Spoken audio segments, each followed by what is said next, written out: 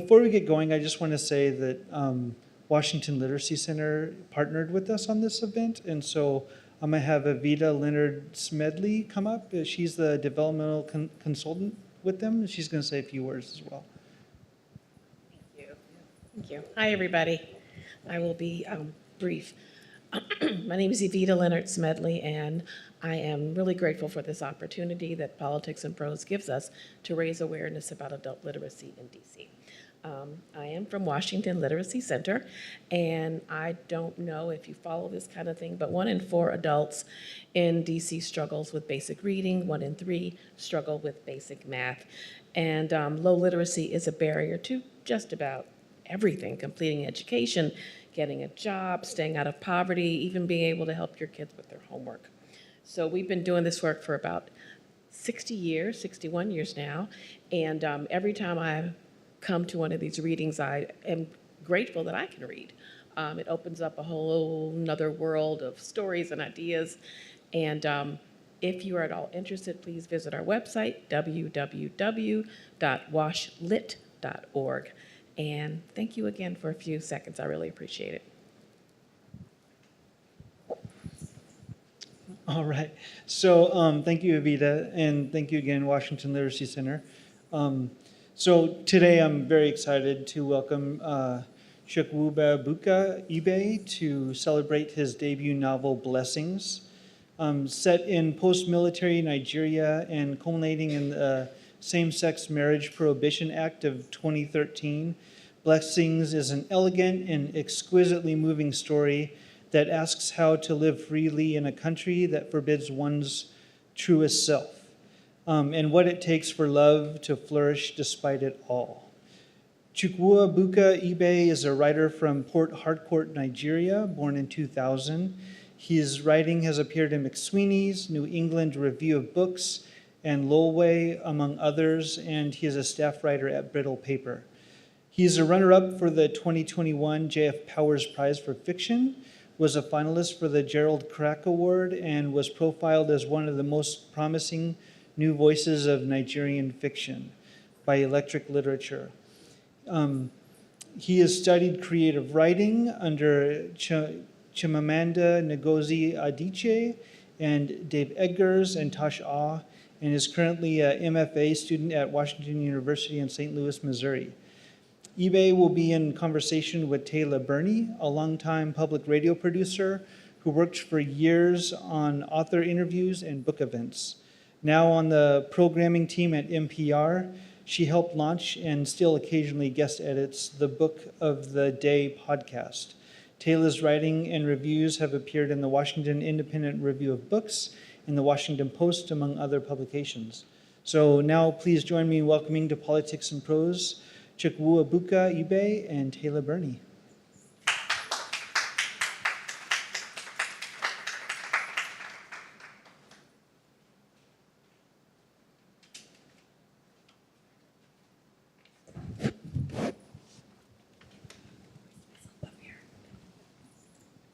Hello. Thank y'all for coming out tonight. It's a beautiful night in DC, so thank you for choosing to be inside on one of the few evenings you might not get eaten by mosquitoes.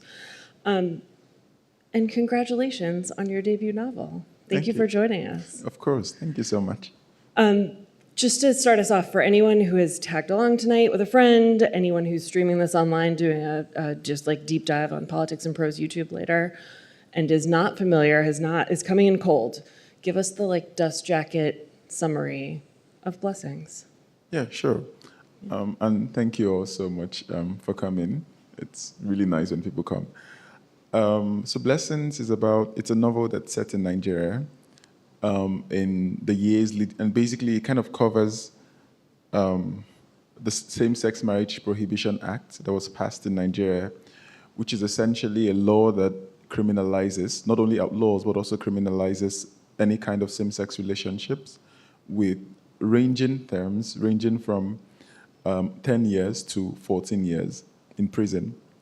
And so the novel is basically an attempt to capture that period, both the period of the passage of the law, but also the effects of the law on, particularly queer minority communities in Nigeria, and how queer communities often have to strive for survival, knowing that there's literally a target on our backs.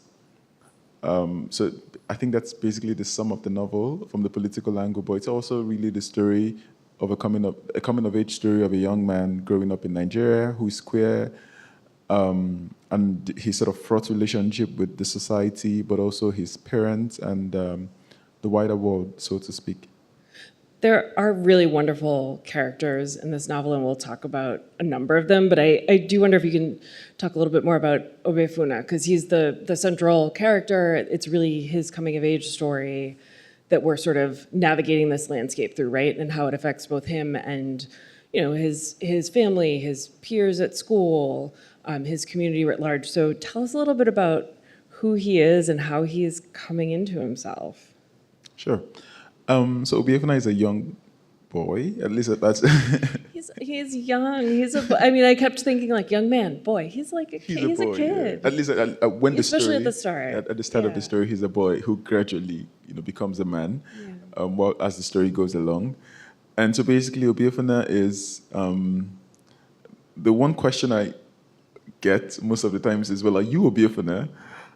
And the answer is really, no. No, not quite. I'm not going to ask you that question. That's an unfair question.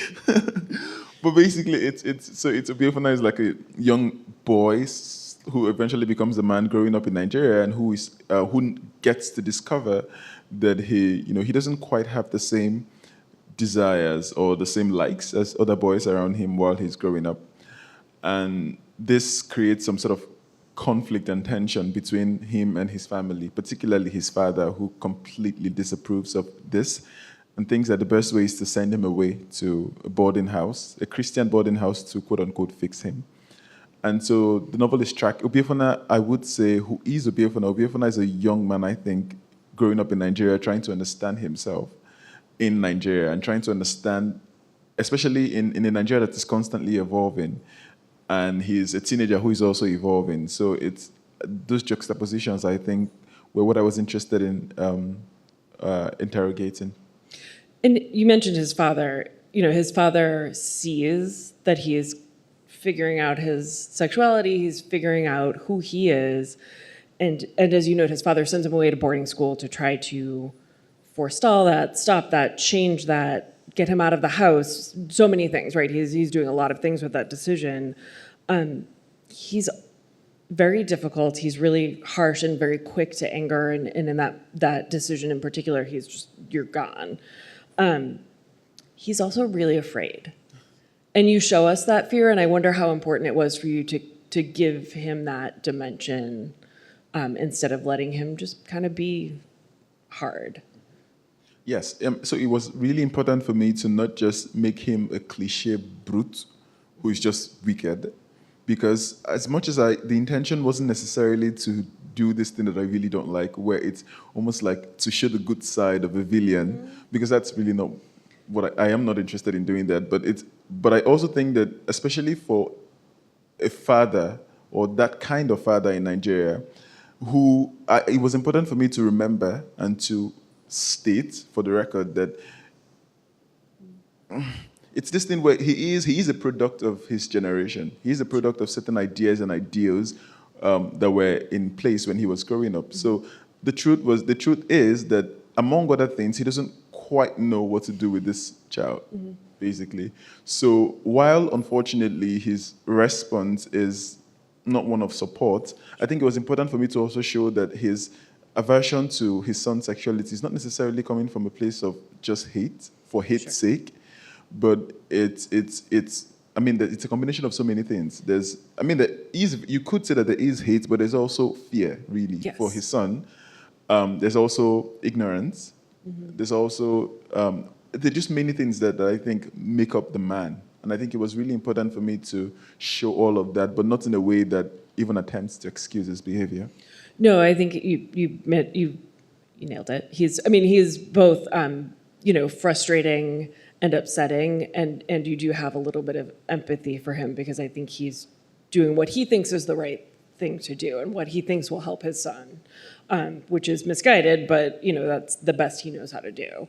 And Obiefuna is not the only one at the boarding school figuring himself out, right? Like, he is now in this community at school where there are a lot of young men and boys trying to figure out who they are, navigating their sexuality, either trying to perhaps obfuscate it or ignore it, or do one thing in public and another thing in private, right? And I wonder how you thought about approaching those different levels of complexity in that setting as well, because there's some fear, there's a lot of anxiety, there's a lot of uncertainty, and again, you capture it really beautifully through a number of different characters in the novel, and I wonder how you thought about approaching that, capturing all of those different experiences. Yeah, sure. So boarding school as a concept was really important, because especially the kind of boarding school that Obiefuna goes to, which is really a same-sex boarding school, because someone said it's really interesting how the father wants to separate him from homosexuality and then sends him to a school that's filled up with only boys, and then what does he think would be the end result? But I wanted to use the boarding school, I think, especially with that kind of boarding school, to show, number one, it's interesting, when you lump a huge group of boys together, especially a huge group of boys within a certain particular age range, especially that age range where many of them are sort of figuring out puberty and the hormones and all of that. So it was important for me, I think, for Obiefuna to be in that space. But also, the boarding school was also important because I think that, especially in Nigeria, boarding schools are almost like, interestingly, a mirror of the larger society. So most of the workings of the boarding schools, the hierarchy, is exactly how it seems to me the Nigerian society in itself works. And so each of those boys were, they were their own person, which was why they had very different characteristics, but they were also used to show something. So there's a Obiefuna who goes into boarding school with almost a mission, that his father sends him there to change. And so he's actively working towards doing that. And then you have another boy at the boarding school who doesn't want to change, who is actually living very loudly and very freely, regardless of the dangers. And then you have another person at the boarding school. You have another boy in that boarding school who, goes out, who seeks out, obviously queer boys and has sex with them, but then turns against them in public. And then you have someone else again too who is just disgusted and wants nothing. So it was important for me to have different people showing different things, which is just realistic because that's how real world works, but also it's just showing, in my opinion, how the larger Nigerian society works. No, it's a fascinating microcosm, and as you said, almost like this crucible, right, where you get, you pack people into any sort of community, right, closed community like that. Right. You're going to see the different reactions and the different ways that communities manifest, right, and it's really interestingly captured, and I don't want to give away too much because I know the book just came out and people probably haven't read it yet, but there's a lot of really complex relationships there. The relationship that I really love in this novel and the character who I love so much is Obiefuna's mother. And you write her relationship with both her sons so beautifully, and she has no say in him getting sent to this boarding school. The father makes the decision and he's sent off, and she has no ability to influence that. Was it at all challenging for you to write her? And I wonder what inspiration you might have drawn on in writing her, because I relate to her as a mom. I was like, yes, these are mom feelings. Yes, it was challenging, especially when I had written the novel initially, or when I set out to write the novel, I wanted very much to write a dual perspective novel. So I wanted to center the mother's perspective as much as I was centering the son's. But I realized when I was done that it's easier said than done. And I remember when I turned in the first draft, my editor said, this is really just a one-man story with his mother occasionally chipping in. So I had to go back to rework it. Yeah. So yes, it was quite challenging to capture her voice, I think. But ultimately, what I was thinking about when I was writing the mother is that I want to capture that idea of love and just the dimensions of love, and particularly conditional/unconditional love. How do you react when you genuinely love this, especially because of the circumstances surrounding Obiefuna's birth? You genuinely love this son of yours, like you would die for this son of yours. But then at the same time, you're also a very staunch Christian, especially in Nigeria that is very conservative. and then you discover that your son is something that goes against everything you believe in. How do you move on? Like, how do you navigate that? I think so. Just how far can you stretch love? I think was what I was thinking about when I was writing The Mother, and all those. So I guess that was the main question in my head in crafting the character of the mother. She's lovely, and I would love if you could read a passage from one of her chapters for us. And just to set this up a little bit, I mean, you sort of just mentioned the Christian faith and the conservative nature of the culture. Something that struck me, I always think Nigerian names are really beautiful, and they have such meaning, right? And a lot of them are statements of faith, as you just said. And in this passage, she's sort of thinking about what to name her much wished for and wanted son, and how to manifest that love and that faith and gratitude in his arrival, marking his arrival. So. Yeah, I think naming is, just before I read, naming is such a huge thing I would say in Nigeria, but particularly in Igbo culture where I come from, because there's often this idea that your name, would follow you for the rest of your life, and so children were often named because of circumstances surrounding their birth. Sometimes positive, sometimes even negative. If you caused your mother so much pain, for instance, during the pregnancy period, chances are you will get a name that reflects that. But thankfully, it's often positive. Of all the things there are to worry about during pregnancy, a name for the child was what troubled Uzoamaka the most. She thought the suggestions from her friends, Chidera, Tochukwu, Ngozi, too regular, too simplistic.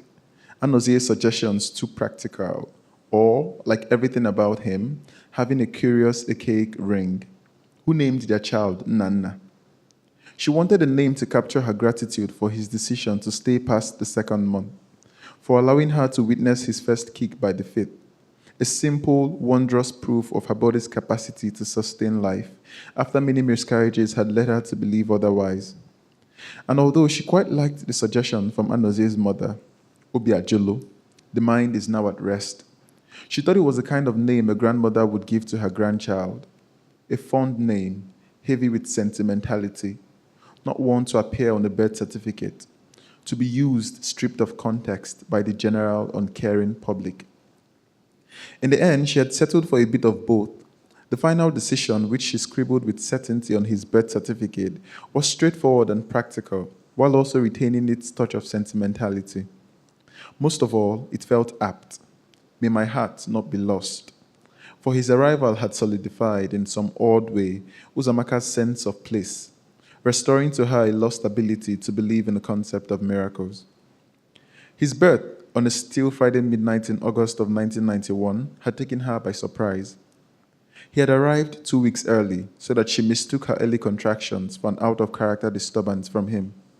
She was up on her feet in the kitchen, putting away the plates from the evening's dinner, which she had alone because Anozie was away, and she thought at first she might sit down a bit to rest her back.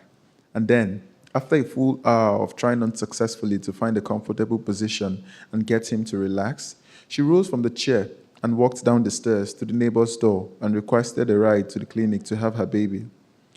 Ironically, it was the man, Mr. Adebayo, who flew into a panic, scurrying about his living room for proper clothes and emerging still underdressed. In the car, he darted worried looks at her so often she feared the car would swerve off the road and slam into a ditch. She shrugged off his attempt to help her out of the car, and when they arrived at the clinic, walking a distance to the labor ward herself, and in a few hours, she held the shrieking baby in her arms, watching with tears in her eyes as he furiously announced his presence in the world and an end to her longing. The midwives were enamored by him. They commented with approval on his healthy birth weight, his lack of jaundice, which was endemic at the time, the ease of the labor. Uzoamaka herself had been a thing of wonder in the world, and she reveled in the attention from the other patients seeking to catch a glimpse of the baby, lightheaded with contentment and already tired out by the time Anozie came. His joy at the brink of bursting. He told her the car was outside, ready to take them home, and together they looked down at the baby in the crook of her arm, nursing at her breast. A child after all these years. Thank you so much for reading that. I think it's such a beautiful chapter in a beautiful book, and she is a wonderful character. And I think, as you just said, that idea of, love and conditional versus unconditional, and this captures the wanting and the longing, and then the wanting and the having, right? Like the reality. Because I think the thing is, you can't ever predict what the having will actually be like, right? You have this idea you're pursuing, and then the reality comes. So I'm curious. It's not just between the two of them that's kind of a theme that really emerges in the book, and I wonder if you.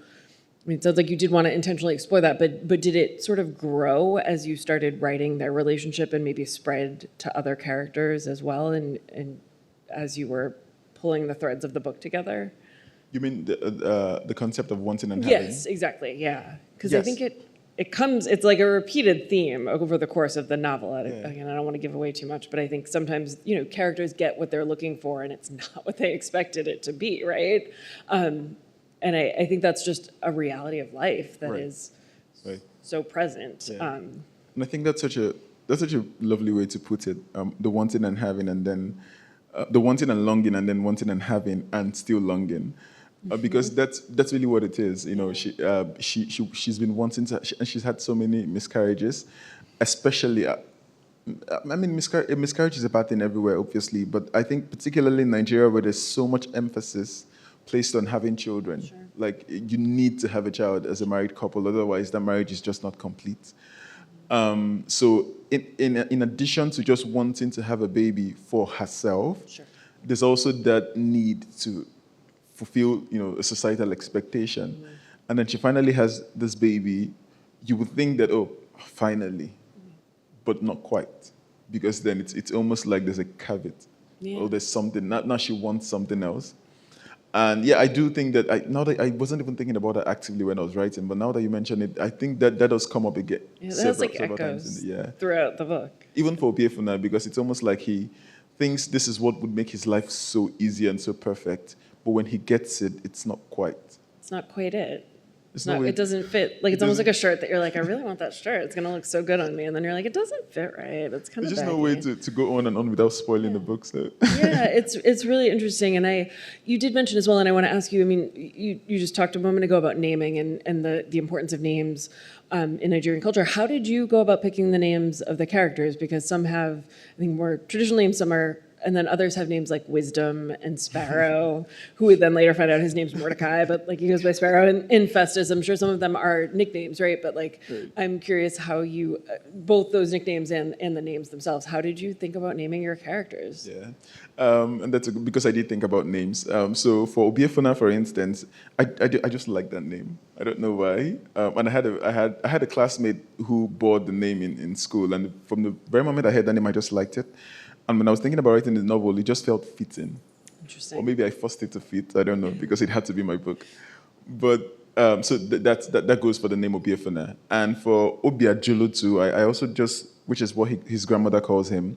It's also another name that I have a personal sentiment towards. But it's also a name that I thought fits in for this story. But you're right, that it's an interesting blend, isn't it? That some of the characters bear very particular Igbo names and others bear Wisdom or Festus. Festus. Which is like, okay, Festus.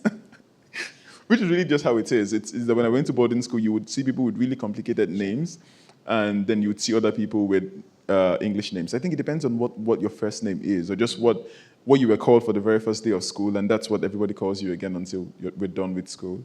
So yeah, ultimately some of the names were borrowed from, well, not necessarily real life people, but sure, they're borrowed from real life people and applied to others, if that makes sense. Yep, that makes total sense. Because I don't want the lawsuit. I mean, similar to how you build, I mean, not, but like, I think that's how characters, like you were saying, people are asking you, are you the character, right? And it's like, there might be aspects of you, there might be aspects of people you've known, right? Like, I think we draw on experiences and also extend imagination too, right? Yeah. In the process of creating characters. Yeah. And Obiefuna really, like, he has those like awkward teenager feelings sometimes, like where he's trying to kind of just disappear into himself. But then music is prevalent throughout the course too. He dances, and like he really feels himself when he's dancing. And I also noticed the music. I feel like the music is where we get a lot of the Western references, right? Like Rihanna and Lil Wayne, and like there's reference to Western artists. And I wonder, did you listen to any particular soundtrack or music while you were writing the novel? While did that influence your choices? I'm just curious. Like, was there, like, how did you land on that, like the artists that you choose, and like, just if you could say a little more about the importance of music for him and his character. Yeah, I think for Obiefuna, many things, well, music and dancing, Yes. which is I think in Nigeria, I'm going to struggle with this word. Socialization Yeah. is very physical, I think, especially for men or for boys. And so it often, I think, manifests its way in different ways. So for Obiefuna, it's the only way he's able to express himself physically, it's through dancing. And then you have his younger brother, Ekene, who is able to, manifest physically through sports. And sometimes it's even, then you have the boys at the boarding school who some of them manifest their physicality through violence. So somehow it just always boils down to the physicalness of it. Yeah. But as far as music goes, and I wasn't necessarily listening to any particular soundtrack just because, while I was writing, just because I don't do well with any kind of noise really, but music or otherwise, while writing. But I did make sure to, so I did, it was very important for me to capture the time, so I did go back to research what was trending, what time. And yes, Western artists, like, that's such a huge thing in Nigeria, dating back to the 90s. Yeah. So around 2013, 2014, 2012, I think Rihanna was there. And I know she was quite a thing back in Nigeria. Then Lil Wayne too. And at some point in the future, Lil Wayne and his YMCMB crew, I was quite a fan at some point. So I had to basically go back to date everything to make sure that it fit in perfectly, because that was the reality when I was growing up. And even in my own boarding school, we used to listen to so much music from Lil Wayne to Drake to Beyonce and so forth. Yeah, no, it's funny because you don't explicitly state what the year is at the start, and then we got to Lil Wayne, and I was like, all right, I know where we are. I am now oriented in time, thanks to Lil Wayne. So that was pretty great. You just mentioned too the physicality expressed through violence, right? And there are a few scenes, of violence and physical attacks, and those scenes can be difficult to read as a reader. And I'm curious if you found them difficult to write as well. Oh God, yes. Yeah. They were difficult to, especially also because they were traumatic. Because I also went to boarding school for what it's worth, and so many of them were like real life things that happened. So writing them often meant going back, processing to process and to capture them as vividly as I could. Yeah. So yes, they were hard. Particularly, I think there's a particular scene that you would know that was even particularly hard to write, but it was important still to have them.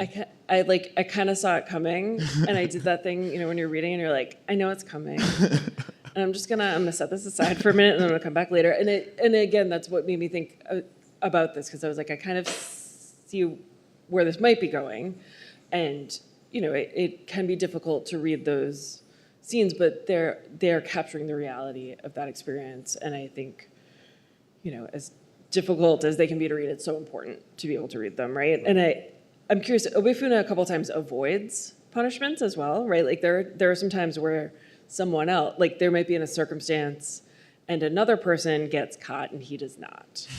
And sometimes he even indirectly benefits from those scenarios, right? And I think back to that idea of like the wanting and the having and the longing, right? How did you think about that idea of like benefiting at the expense of somebody else, especially as we get later into the novel, right? And the stakes get higher and higher. That's such a good question, my God. And it's many things. It's sometimes it's what might look like coincidence where it's up to fate, but sometimes it's also he actively puts someone else in front of him to take the fall, basically, so to speak. And it's that thing where, well, in instances where it's coincidental, then, well, he could say that there was nothing he could have done. But it's also, I think it was important for me to also capture how it's really, really easy to become your worst nightmare, especially in a bid to protect yourself, which is really what this community or this place that he's in sometimes can force your hand into doing that. Because Obiefuna, one of the things that Obiefuna quickly learns is that you will be eaten alive if these boys were to sniff any form of, conventional masculinity in you, for instance. So Obiefuna then has to actively walk towards a masculinity he doesn't even feel in himself. And oftentimes to do that, just merely putting a masculine aura sometimes is not even enough. Sometimes you have to actively pursue or hunt down femininity, even if that means attacking someone else. And again, not to spoil the book, but but it's what that community does to you, I think. So there's that instance. There's also the instance where I was trying to also show that this boarding school has very interesting hierarchies. It has a very interesting workings in itself, where number one, you don't snitch for any reason. So even if you are singled out to take the fall for something, and you're innocent, you know who did it, but somehow you can never point them out because that would get you into even further trouble. Which that was the rules of this place, and Obiefuna being a member or Obiefuna trying to survive in this place has to go by those rules. It's self-preservation. I mean, it is similar to the fear that you show us in The Father, right? Like you understand, even as you might turn into a version of yourself that you perhaps don't like as much, and it's both in ways that manifest around his sexuality and just in, as you said, the culture of the school, right? Because the seniors are the ones who are really kind of like hazing the younger students, and they know as younger students that that's going to be them next year, right? And they're like, we could make the decision not to do this, but this is the expectation, this is how it's been, and this is the tradition in some ways. And that part was what blew my mind when I went to boarding school, because I don't think there's anything that quite captures Nigerian politics than that. That feeling of it will get to our turn soon, because it's like the senior students, as you said, are hazing the junior students, and you would think that the people who would cry out to the authorities would be the junior students, but somehow, ironically, if you were to decide, if you were personally to intervene to protect the junior students, guess who would hit you the most? The junior students, that you're trying to protect, and it's because and the reason why is because there's this idea that, well, we won't be juniors forever. Tomorrow we would be seniors, and we don't want the culture broken when we're that close to being in power. So it has to remain. For now, we're going to endure what we are enduring because it's teaching us how to be even more brutal. And that's Nigerian politics captured in one sweep, because you have people who are perfectly fine with bad governance. They're just hoping that they get an ounce of that power. So they just want proximity. Somebody who is an activist today, just when tomorrow their brother becomes the commissioner of something, and all of a sudden, activism has died. And so it's that it just makes me think most times it can look like we don't even necessarily detest bad governance or bad rule or dysfunction. We just want the proximity to it. We just want the ability to wield it. We want the benefit from it. We want the benefit of it, right. yeah.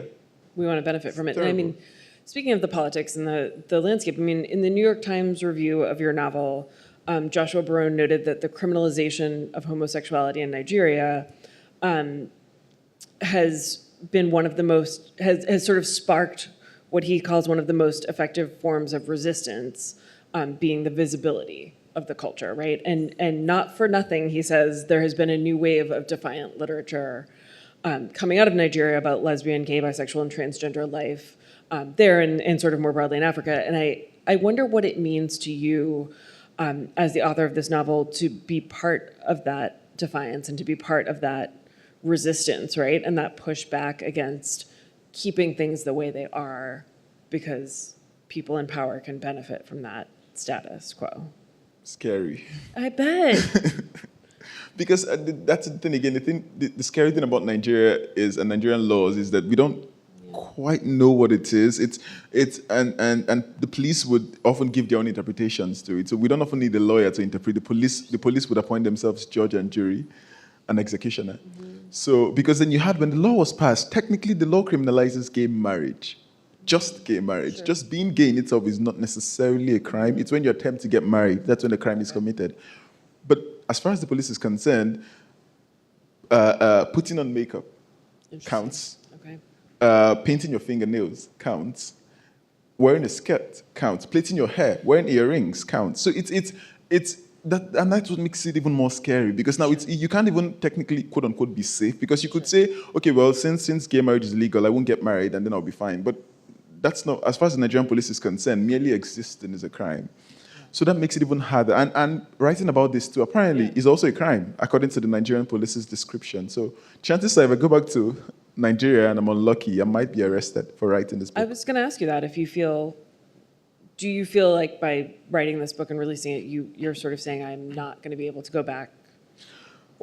I really don't know. And, Yeah. and the thing, as much as I want this book to be out there, I'm also really Sure. hoping that the Nigerian government doesn't start thinking about me. But it was, and I was thinking about, interestingly, because I wrote this book when I was in Nigeria. It was even acquired when I was in Nigeria. It's just that coincidentally, before it was published, I left Nigeria to come to the US to study. So chances are, if I hadn't gotten admitted, the book would have been out while I was in Nigeria. And I don't know what would have happened. I actually don't know what I was thinking when I wrote this book. But it was also, I just knew that it had to be done. Sure. There were so many risks that I was aware of. I could have been arrested or worse, but it had to be done anyway. I couldn't not write this book, I think, regardless. Which is, and I don't even necessarily think of myself as a brave person or as a brave activist or anything. I just thought of myself as somebody who was a writer and who just had to do it, you know? Sure. Just felt like I would have done it anyway, regardless. I think that's a beautiful thing, and I do think there's an act of bravery there and an act of defiance and you know, a standing up for community, right? And to say, you know, it was striking to me reading this novel because I grew up in Massachusetts, and I know we just celebrated the 20th anniversary of the first same-sex marriages there, right? And I had just read some of those articles before I started reading the novel, and then it's 10 years since these laws went into effect, and you know, I think in a community like DC where we are celebrating Pride and there is an embrace of the LGBTQ community, sort of that you can visibly see, there are still corners of the US where, you know, there are arguments over trans kids in bathrooms, and those arguments aren't about the kids, right? They're about the culture and that sense of fear we've been talking about. And I think it is a really brave thing to stand up against that fear. And I am curious about that juxtaposition for you, right? Because as you mentioned, you were writing this novel in Nigeria, then you came to the States, and it has come out while you're living here. Are you finding a community here? Are you finding that you have expat community that you have found here? Like, how are you finding a place that feels perhaps like home, away from home at this moment? Yes, definitely. And because I do think that, especially because of the law, you now have an increasing number of both queer writers and writers writing about queerness, among other things, leaving or having to leave the country and then forming communities in the US and in wherever it is that they find themselves. So yes, I am finding the community here in the US. But I'm also quite optimistic about what's going on in Nigeria, because I was doing an event in Lagos in Nigeria this year, actually in March, and one of the people in the audience, who was a lawyer apparently, got up and schooled me and said, in the years since the law has been passed, they've actually walked back many of the aspects of it, that many lawyers in Nigeria have taken the government to court and cases, won. sure.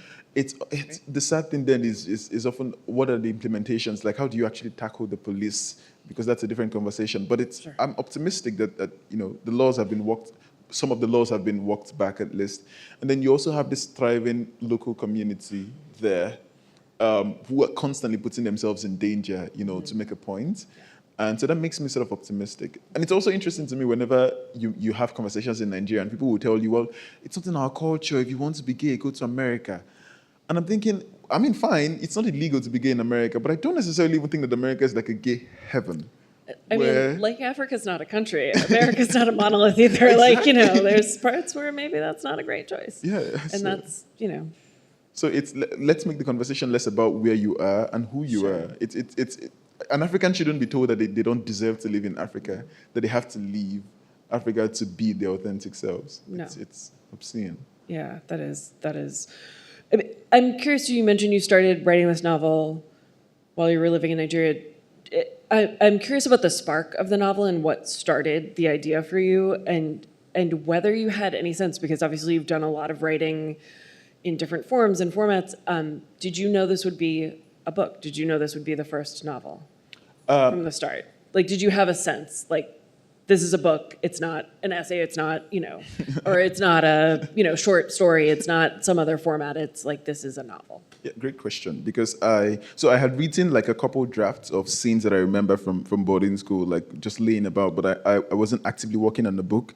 And then in 2020, at the height of the pandemic, I just randomly get an email from, I had published a short story earlier, a few months earlier, and it sort of went viral on social media. And then I wake up one morning and I have an email from an editor from Penguin.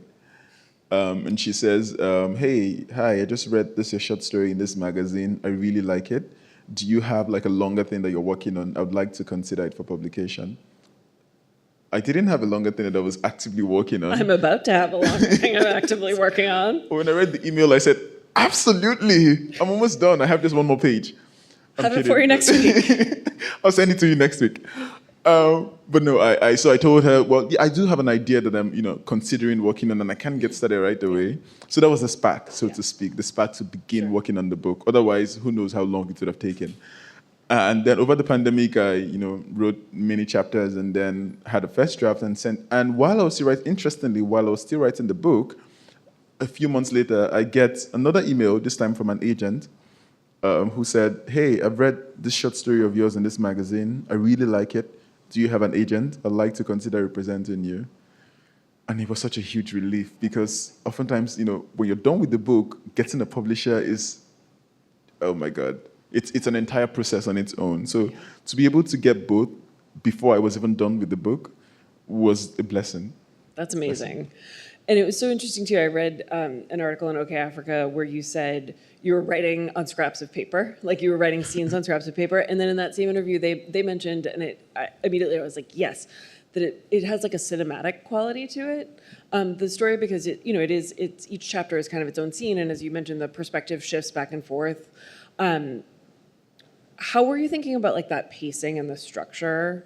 Did that come together partly because of that process, and as you were like writing down different, how did that work? Yes, in scraps of paper, yes. Because oftentimes what I would do is I would think of the story in my head and think, okay, I want this to be happening in this particular scene. So I don't, when I'm writing a novel in particular, I don't just go straight to a computer. I like to handwrite, first of all, just so I can ramble and not be tempted to delete. Yeah. If I was writing on a computer, I would keep deleting, and that slows me down. You start editing.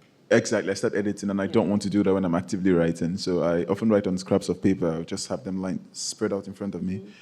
And I think, yes, I think maybe that helped with like the cinematic quality of it. I am often just interested in stories that I can see. It's almost like I can see the characters. So when I write, that's often what I'm hoping to also do, to be able to paint a picture, basically. But yes, I think it definitely helps with the structure, because I was thinking about them individually. So I would think about the mother and then write something from the mother's perspective, and then think of him and write something from his perspective. Yeah, it's wonderful. I'm going to ask a couple more questions, and we'll turn it over to any questions from you all. But you have studied creative writing with some true masters in the field, and I wonder what the most important lessons you're carrying forward from them are as you've written this first novel and as you think about the next projects that are going to come down the line. Like, what are the things that have stayed with you and that you were like hearing in your head as you were writing this? So interestingly, when I was in boarding school, that was when I came across the writer Chimamanda Ngozi Adichie. I remember seeing a copy of her debut novel in our library, and it was shortly before break. I was just supposed to skim a few pages, and I ended up reading half of the book and missing a whole period of class. Whoops. And then the librarian had to send me away, and then I came back the next day and finished it. But I remember reading that and thinking, I want to do this. I've always known that, I like writing, but for me, it was often just a fun thing to do, to share with my friends. But from the moment I read that novel, I just thought, okay, I want to do what she's doing, whatever it is she's doing in this book, I want to do it. So it just feels like a full circle right now that I have my own debut novel and, she's blobbing it. But shortly after that, she hosts like an annual workshop in Nigeria, and I applied. Thousands of people apply. So I was so young, I didn't think I was going to get in, but I luckily did. And I went there and I met her, and we talked about writing in general and learned, like a couple tips. So what I learned from her basically, I think, is how to just capture that Nigerian cultural element in fiction. And so far, I've also been lucky to get into a really good MFA program. I've studied with Catherine Davis and Danielle Dutton and Marshall Klimaszewski. They are some of the most wonderful people I've had the privilege to study with. And I've learned so many things. I learned a really good way of revising from Catherine. I learned how to think of innovative ideas from both Marshall and Danielle. And I've had so many teachers. Even the books I read are teachers in their own ways. And I owe so much gratitude to all of them. Yeah, whenever a writer tells me they don't read that much, I'm like, what are you, how? Last question for me, and then we'll turn it over for your questions. I mean, I am curious how you're finding this transition from being like an author, writing on scraps of paper by yourself during a pandemic, to, you know, being out in the world, like you said, talking about the novel, not being sure how it's going to be received in Nigeria and what that will mean for you. Like, how is that transition for you?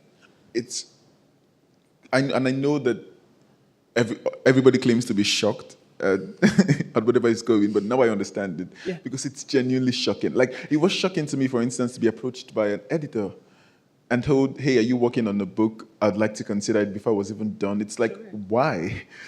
Like, why me? And so many things have also happened. When the book was finally acquired, my agent would reach out to me and say, we have foreign translations from Spain and Germany and Netherlands. And I'm thinking, why? That's often the question in my head. Of course, right before I start screaming. The first thing that I think is, why? Like, why is the publisher in Germany buying this book, this very small book about a boy in Port Harcourt? So it's just been the best feeling. You know, you write the book and you just don't know how it's going to do. You don't know if anybody's going to like it, if maybe your friends will just tell you it's good because they love you. And then, you know, you see the book go into the world and do relatively well. I was so nervous about the book coming out in Nigeria, for instance. When a Nigerian publisher had approached us, my editors were skeptical. Sure. But then we ended up, giving a Nigerian right to a Nigerian publisher, and the book was published and did so well. That's great. I was so shocked and surprised. And, you know, if you're looking for a good sign, that is it. And it is a genuinely beautiful book. Thank you for being willing to share it with us, because I think it's a beautiful story, a difficult story, but an important one. And I'm grateful you've shared it and for having you spend time with us tonight. And if y'all have questions, we have a microphone that Alan can run in your direction. If anyone has something they want to ask. Yeah. Hey, how's it going, buddy? Hi. I'm just curious, what's the most challenging part of the writing process for you, and how do you overcome that challenge? Ooh. All the parts. But I think maybe revision, because I think obsessively about things. Like, I think, is the comma right? Am I using this word too much? Is there a synonym that would work here? So I think the revision process is often the most difficult. It's easy for me to write a first draft, but then I can write a first draft in a sitting and then take months to revise just one paragraph. So I think that's definitely the most challenging. How do I overcome it? I'll tell you when I find out, because I don't even know that I overcome it. It's just I revise and revise and revise until I am now sick of it, until I know that any more revision and I will hate it. Is it till you're not sick of it, or is it until your editor's till I need the pages? Exactly. Okay. I'm deadline driven myself, so I relate to that. Any other questions from y'all? Hi. Hello. First of all, I love this book. I devoured it in a few days. I think one thing that really struck me as I was reading is that there's a certain pause throughout the book that, you know, the story is progressing and it goes across, you know, a number of years. But I find myself pausing at certain sentences, wow, this is such a beautifully crafted sentence. You know, how does he come up with the words to use and how to describe what's going on? So I guess another question about your writing process, how do you decide how to write, you know, the words you use, the scenes that you illuminate for the reader? I found myself it was very easy for me to imagine what was going on and the feelings of each character because of just the words you use and the ways you put things together. I guess, what are your influences? How do you do that? You know, because I find myself saying I could never come up with a sentence. How does he do that? So yeah.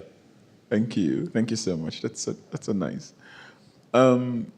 I like when I'm writing, I like to be as clear as possible, just because I think my writing is often like a manifestation of my reading. So I would write what I like to read, and I just don't like to read any reading that seems to me unnecessarily verbose or dense for density's sake. I like clarity. Not saying it has to be simple, but clear. Basically, I want to be able to know what you're saying without having to read the sentence to death. So that's what I'm thinking about when I'm writing. I want to be as clear as possible. But I also just love language that sings. I think that while I like language that is straightforward, just tell me the story. At the same time, if you're able to kind of make the sentences sing to my ears, if I love your use of them, diction and the linguistics of it, I like to read that kind of stuff. So when I want to write, then inevitably I think I'm going to write that kind of stuff, because I often just like writing what I like to read, I think. But ultimately, I think the writing process is just so unconscious. I have to think about these things because of Q&As. But when I'm sitting at my desk writing, I don't even know that I am actively thinking about making the sentence sing. I think ultimately it's unconscious. It's a very unconscious process, I think. So it's nice that it's working.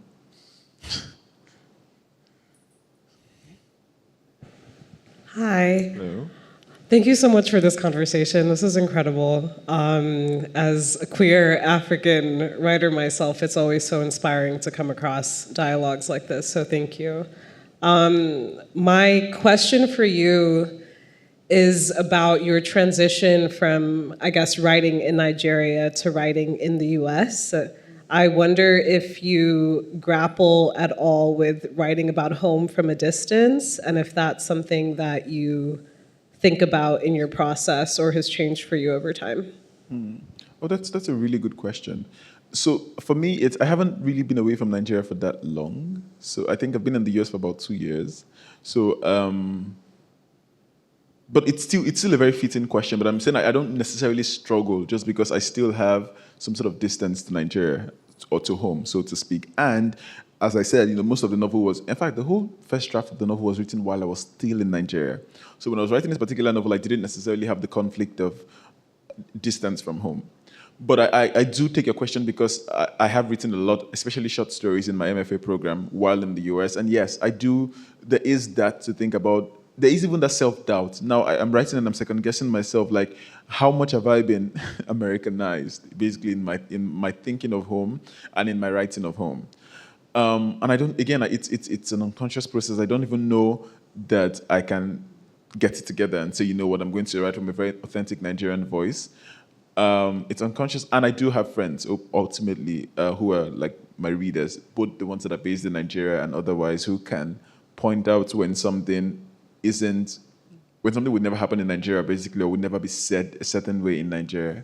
So to have that community, I think, of writers who hold you down and will call out your BS when necessary, I think is very important. But it's a really good question. I like it.